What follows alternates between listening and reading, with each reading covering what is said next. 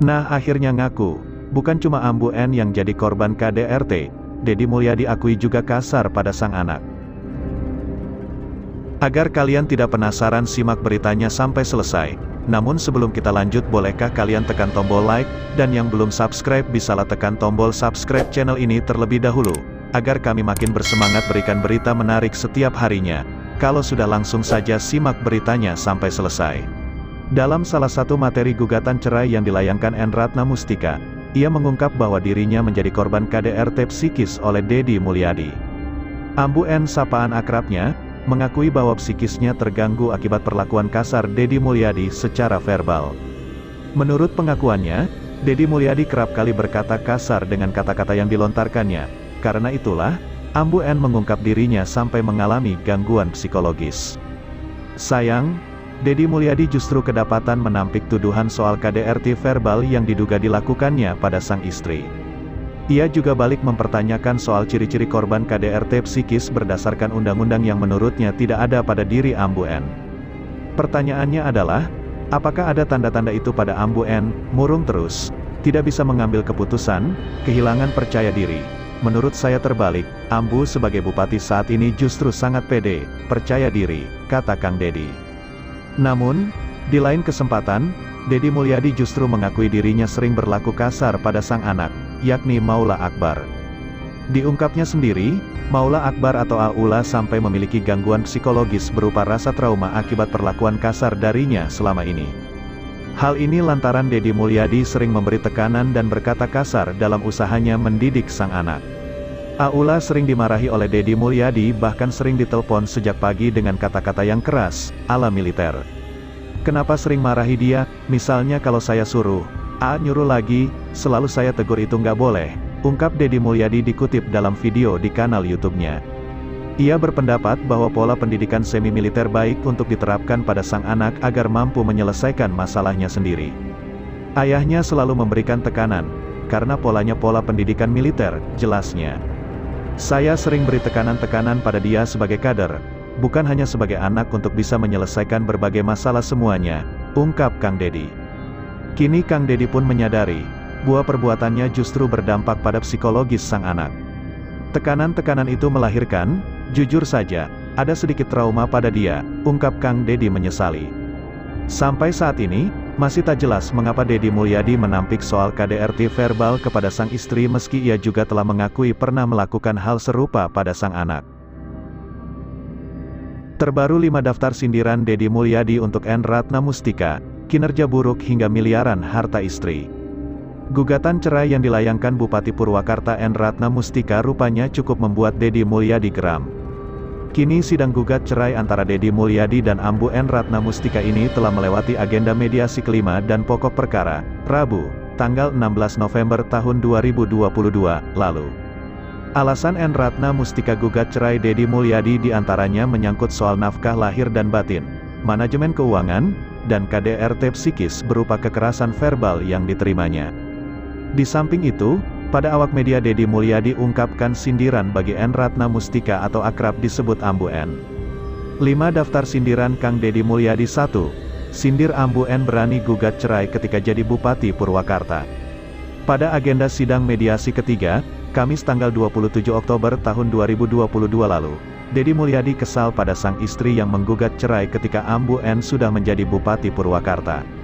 Saya pernah jadi wakil bupati 5 tahun, bupati 10 tahun, selama menjabat gak pernah gugat cerai, tapi begitu saya tidak jadi bupati, istri jadi bupati saya digugat cerai, ungkap Deddy Mulyadi. 2. Deddy Mulyadi ungkit pengorbanan kerja kerasnya. Melalui kanal YouTube-nya Deddy Mulyadi ceritakan perjalanan karirnya sebagai orang nomor 1 di Kabupaten Purwakarta selama 2 periode. Mulanya dia merupakan anggota DPRD Purwakarta, kemudian menjadi wakil Bupati Purwakarta periode tahun 2003 sampai tahun 2008 bersama Lili Hambali Hasan. Dia mengungkapkan modal politiknya mulai dari sini. Saya tegesin ya sekarang, jadi, wakil bupati aku keliling kemana-mana tiap hari. Demi apa? Demi aku dikenal masyarakat, dekat masyarakat, jelas Kang Deddy. Inilah yang menurutnya menjadi alasan di kemudian hari posisi Bupati Purwakarta diduduki olehnya. Hikmahnya terpilih jadi bupati dalam usia 35 tahun, wakil bupati 30 tahun. mengalahkan bupati yang sedang menjabat, ungkapnya. Deddy Mulyadi ungkit pengorbanan kerja kerasnya demi membangun Purwakarta dari hasil pemikirannya. Modal wabub hanya 500.000 di dompet, dan selesai nyalon saya nggak punya uang. Terpilih jadi bupati, kerja keras lagi, membangun dengan kesungguhan. Apa yang didapat, terpilih lagi jadi bupati, terus kerja juga, komunikasi, hampir seluruh wilayah di Jawa Barat, lanjutnya. Dia sempat menceritakan perjalanannya sebagai orang nomor 1 di Purwakarta. Kang Deddy juga mengungkap jika Ambu N tak akan jadi bupati tanpa jasa Kang Deddy. Apa hikmah dari kerja keras saya menjadi bupati dan dipercaya oleh masyarakat? Istri terpilih menjadi bupati karena kepercayaan publik yang tinggi terhadap Deddy Mulyadi, kata Kang Deddy dalam YouTube KDM Channel. Banyak yang berpikir waktu itu kalau ibu yang terpilih, bapaknya, maksudnya Kang Deddy, kan masih ada di sini, bapak masih bisa bantu. Kalau ibu terpilih, kami masih dekat dengan bapak, kata Deddy. 3. Sindir kinerja Ambu N sebagai Bupati Purwakarta. Dilansir dari kanal YouTube KDM Channel, Deddy Mulyadi sempat mendatangi kawasan Cilodong, Kabupaten Purwakarta. Seakan menyindir kinerja Ambu N, Kang Deddy membandingkan kinerja ketika menjabat sebagai Bupati Purwakarta dibandingkan kini yang diduduki N. Ratna Mustika. Menurut penuturan Kang Deddy, saat itu kawasan ini sudah pernah dibersihkan olehnya, namun kini ramai kembali menjadi tempat prostitusi. Dulu mah rapi bersih, sekarang rame lagi, kata Kang Deddy. Kang Deddy berjanji akan kembali membereskan kawasan ini, sebab dulu ketika menjabat sebagai Bupati Purwakarta dia pernah membereskannya. Saya ingin membereskan ini karena dulu pernah dibereskan juga, ini kan bangunan liar dan ada perdagangan wanita, bisa pidana, ungkap Kang Deddy. Deddy Mulyadi keheranan mengapa kali ini usai Kang Deddy fokus di lain hal, kini tempat yang dibereskannya kembali makin ramai.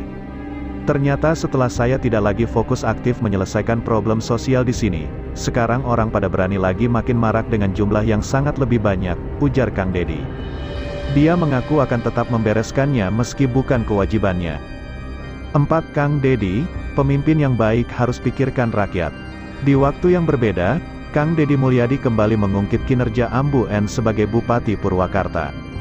Menurutnya sebagai pemimpin seharusnya Ambu N sudah tidak hanya memikirkan dirinya sendiri, menurutnya lebih baik memikirkan kepentingan rakyat.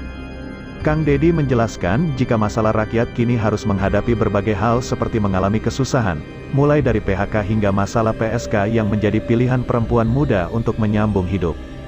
Itulah yang harus kita pikirkan, karena pemimpin itu sudah tidak boleh lagi memikirkan dirinya, pemimpin itu ditugaskan memikirkan rakyat, kata Kang Deddy.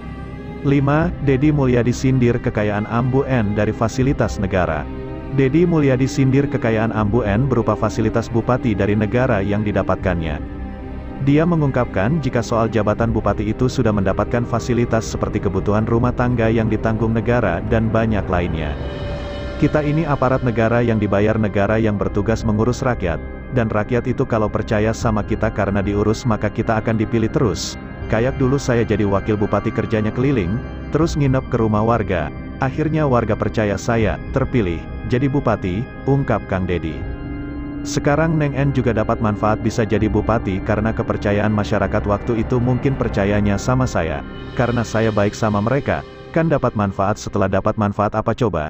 Dapat segala fasilitas dari negara, serba ada serba punya uang melimpah, kekayaan bertambah, rumahnya tambah banyak, jelasnya.